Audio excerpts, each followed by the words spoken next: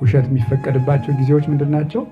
ልንገራችሁ እስኪ እንግዳ ስላላችሁ ማለት ባጭር ቃል ዝም ብዬ በደቂቃ ነግራችሁ ይሄን ደስ ብሏችሁ ልትሰሙኝ ነው። ምክንያቱም መዋሸት ስለምትፈልጉ ማለት ነው። ሳስበው ይሄን ጥሩ አድርጋችሁ ልትሰሙት ይመስለኛል። ውሸት የሚፈቀድባቸው ጊዜያት አንደኛ ለህፃናት እውነት የማይነገርበት ጊዜ አለ። ለነማን ነው? አሁን እናቱ ሙታ ህፃኑ ልጅ እናቴ የት ሄዳ ነው ብትል ገበያ ሄዳ ነው፣ ዘመድ ልትጠይቅ ሄዳ ነው ነው የሚባለው አይደለም። ሙታለች ቢባል ይጎዳል ልጁ።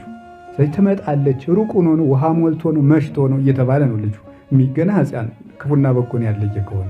ስለዚህ ለህፃናት የሚነገራቸው እውነት አለ፣ የሚቆይ እውነት አለ ማለት ነው። ባልና ሚስት ቢጣሉ አሁን ተጣልተን ነው ይባላል ለልጁ? ይባላል? አይባልም። እየተመካከርን ነው ነው። እንደው አያድርሰውና እናትና አባት ቢደባደቡ እንኳን ከውስጥ ምንድን ነበረ ስትደባደቡ የነበረ ማን ነው የጮኸው ምናምን ቢል እየተቀላለር ነበር ብሎ ቀስ ተብሎ ነው ለልጆች የሚወጣው። ምክንያቱም ልጆች ጠብን መማር የለብን። ያ ልጅ ደግሞ ሄዶ ነገ ሚስቱን የሚደበድብ እንዳይሆን ማለት ነው። ሚስትን መደብደብ ህግ ሊመስለው ይችላል አባቱ ሲደበድብ ካየ ማለት ነው። ስለዚህ ሲጀመር መደባደብ ኃጢአት ነው። ግን ቢሆን እንኳ ለልጆች ጥንቃቄ የሚደረግ ነገር አለ። ተኮራርፈን ነው ተጠላልተን ነው አይባልም፣ በብልሃት ነው።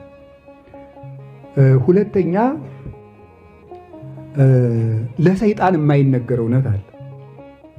ለሰይጣን የማይነገር አሁን ለምሳሌ ልትቆርብ እየሄድክ ነው ቢል ሰይጣን አዎ አይባል። ምንድን ይባል? አይደለም ነው የሚባል። እንዲያው በዚህ ደረሽ ልመጣ ነው ነው የሚባል። እንደዚያማ ከሆነ ደግሞ መንገድ ላይ ጠምልሎ ይጣል።